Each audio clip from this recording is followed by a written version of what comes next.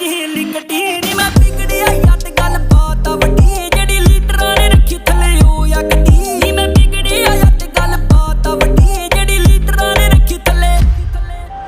ਉਹ ਆ ਗੱਡੀ ਉਹ ਆ ਗੱਡੀ ਤੁਰੇ ਨੀ ਮੁੰਬਈ ਹਿਲ ਮਾਲਾਬਾਰ ਨੀ ਖਾਤੇ ਭਰੇ ਆ ਬਲੈਕ ਸਾਡੀ ਮਨੀ ਨਾਲ